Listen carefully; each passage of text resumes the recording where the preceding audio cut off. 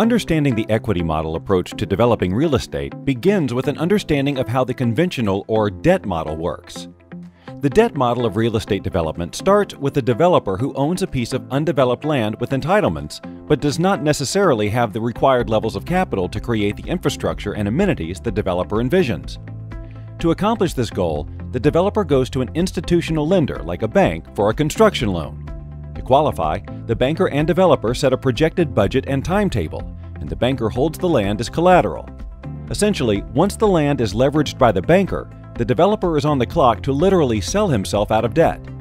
The developer must also rely on the local banking sector to provide the necessary takeout financing to the eventual buyer of individual units in the development, with the bank's ability to lend to the borrower sometimes out of its own control and dictated by global events, meaning that the approval process is often at times at odds with the borrower's need for financial buses. The risks and stakes are high.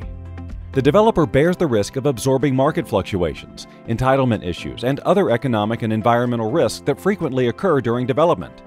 This can be particularly true in tropical developing countries, where issues like weather, workforce development, and supply line challenges frequently influence forecasted development schedules.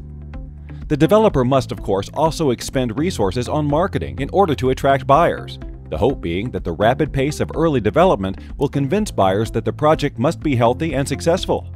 However, without a concerted, far-reaching, and strategic marketing effort, developers often underestimate the cost and time it takes to sell himself out of debt. The total of these risks oftentimes leads the developer to take sustainability shortcuts that will impact the buyer's long-term investment, at best, or worse, the fate of the entire development.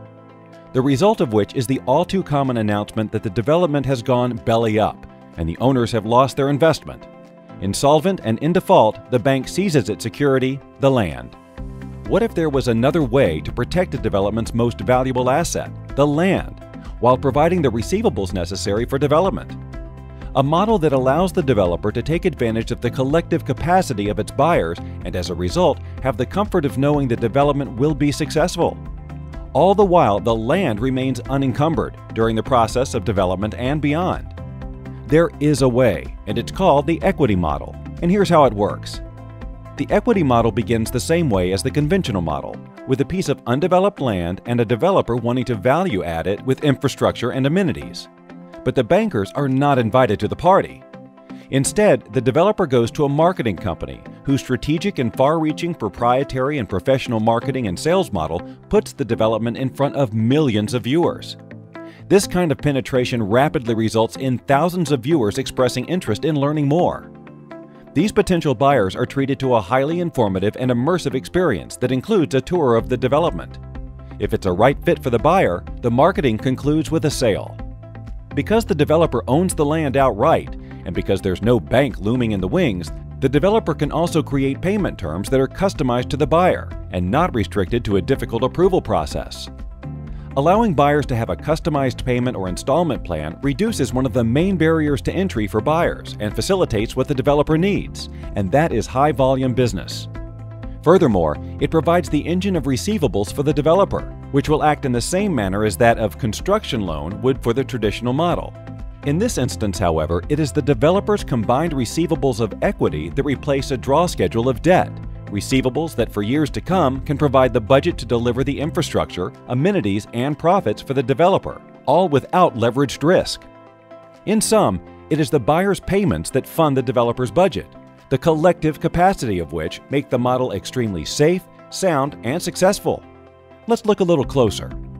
Buyer number one knows that his payments alone don't deliver the development, but know that it contributes almost all of its early payments to the same marketing that will generate hundreds of new owners whose collective receivables will deliver the development.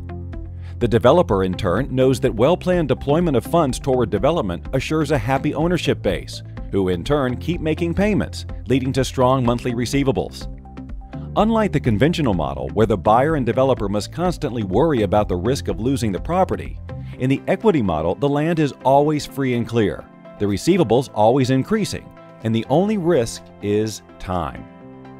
It then becomes a bell curve for both marketing and development. Continued reinvestments into marketing in the early stages continue to steadily build the monthly income, receivables, which become the cash flow of the business. As the reinvestment builds volume, the developer is then able to start redirecting cash flow towards development. As units are absorbed more rapidly through this reinvestment, the developer moves towards critical mass. At such times, more funds are then diverted to development and less to marketing until such time that the developer is sold out, and all funds are then used to bring the development to final completion. Finally, the developer is left with the balance and legacy of the receivables, which should continue for many years to come, which ultimately become his profit. The security of the equity model naturally comes with understandings that buyer and developer acknowledge from the beginning. 1. Deployment of receivables to marketing costs at the beginning are necessarily high, but because they are deployed strategically, result in rapid increase in sales. 2. The equity model takes longer, but because the land is free and clear, is safer.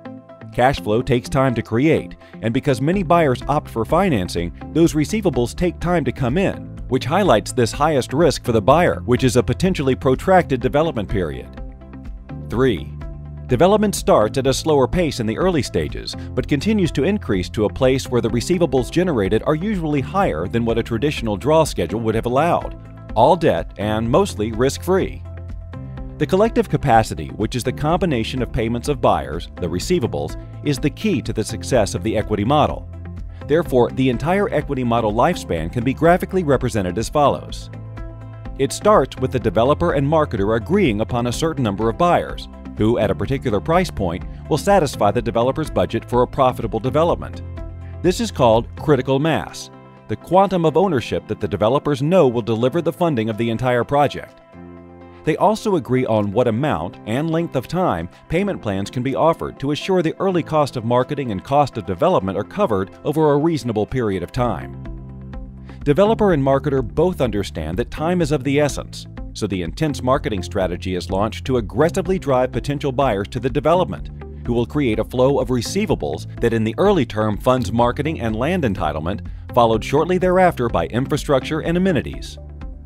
As the model closes in on critical mass, the development budget has become sufficient to create strides in delivering an entitled development, with primary infrastructure such as roads, power, and water, even some Phase 1 amenities. The more aggressive the ownership ranks and receivables build, leading to the phase of development where the developer knows that over time he has all the funds necessary to deliver the development, as represented, on schedule. In sum, the true security of this model arises from the fact that the developer knows he has sustainability of receivables to absorb shocks, and the value of the land is always intact. This is a resilience the developer can count on, and can thereby pass on that same resilience or safety to its buyers. This is in stark contrast to the traditional debt model, where the cash comes first and the developer is then tied to a predetermined volume of sales it needs to satisfy that debt and ultimately survive. The equity model is a reversal of the traditional model, and risk is mitigated. Under the traditional model, the bank takes the risk and makes a high level of profit. Under the equity model, those profits are retained by the developer and in many ways passed on to the buyer and add increasing security and financial strength to the developer. This becomes an unparalleled strength for the developer, and the stronger it becomes financially, the less risk there is for the buyer. In the end, the developer and owners can sleep at night knowing that the budget, as well as free and unencumbered land, are secure during the entire project lifespan and are actually getting more valuable every day. The equity model is a true symbiotic relationship between developer and buyer, resulting in a business environment that is a win-win. The equity model: safe, resilient, sustainable.